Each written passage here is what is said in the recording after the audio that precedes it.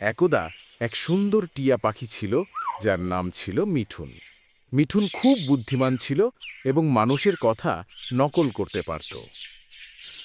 সে এক দরিদ্র বৃদ্ধার পোষা পাখি ছিল, যিনি তাকে নিজের সন্তানের মতো ভালোবাসতেন। বৃদ্ধা তার সামান্য আয়ে মিঠুনকে যতটা সম্ভব ভালো রাখতেন। একদিন বৃদ্ধা খুব অসুস্থ হয়ে পড়লেন। তার কাছে চিকিৎসার জন্য টাকা ছিল না।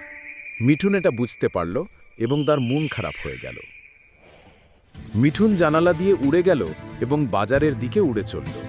সেখানে সে দেখল এক ধনী রাজা তার অমূল্য রত্ন দিয়ে তৈরি হার দেখাচ্ছেন। মিঠুন এক মুহূর্ত দেরি না করে রাজার অজান্তে সেই হার থেকে একটি ছোট্ট দামি রত্ন ঠোঁটে তুলে নিল এবং দ্রুত বৃদ্ধার কাছে ফিরে এলো। বৃদ্ধা অবাক হয়ে রত্নটি দেখলেন। মিঠুন তার ঠোঁটে রত্নটি দিয়ে বোঝালো যেন তিনি এটি বিক্রি করে নিজের চিকিৎসা করেন। বৃদ্ধা রত্নটি বিক্রি করে সুস্থ হয়ে উঠলেন। মিঠুনকে জড়িয়ে ধরে তিনি বললেন, তুমি শুধু আমার পাখি নাও, তুমি আমার জীবনের সাথী। মিঠুন তখন আনন্দে শীষ বাজিয়ে উঠল।